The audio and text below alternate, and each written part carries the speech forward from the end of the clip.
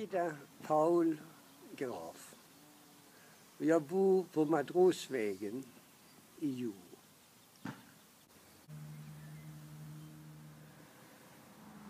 Åh, vad gott det luktar. Det här är mitt livsverk.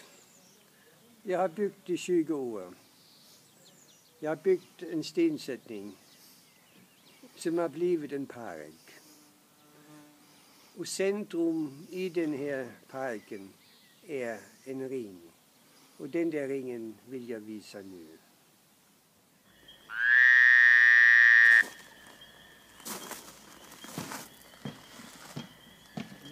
Det här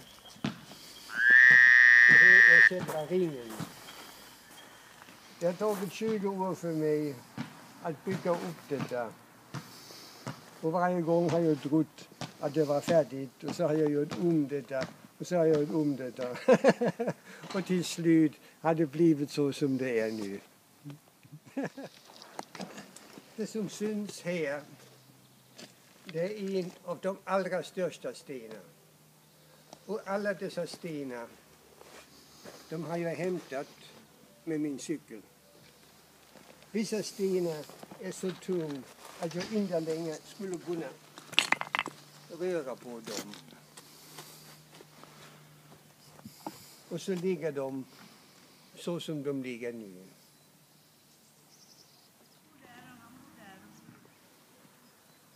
Mycket stenar. Så har vi här någonting som jag ska sätta mig på, som jag kallar för altaret. Det är den här. Altaret visar mot väster. Och det påminner mig om min ungdom. Då var jag i Västindien. Och då satt jag och såg solen gå ned. Och det är det som jag minns nu 50 år senare.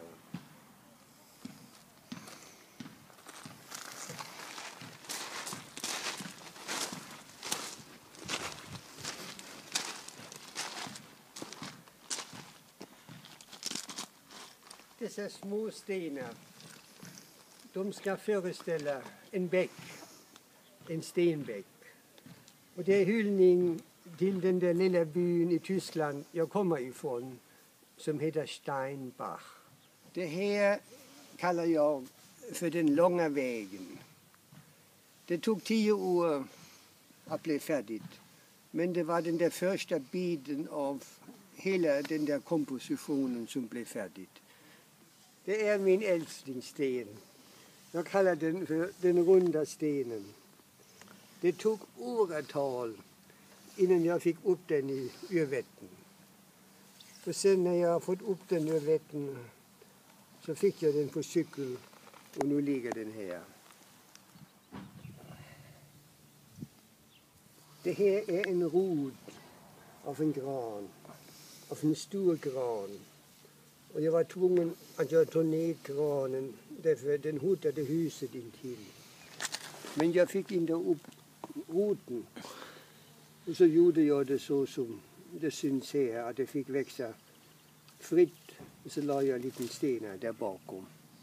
Min kärlek till sten, det berodde på att jag blev arbetslös.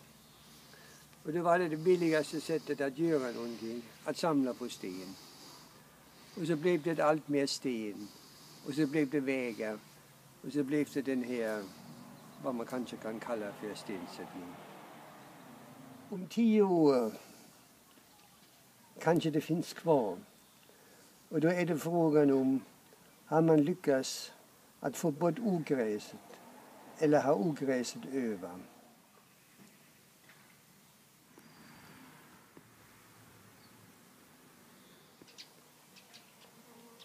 Livet är härligt.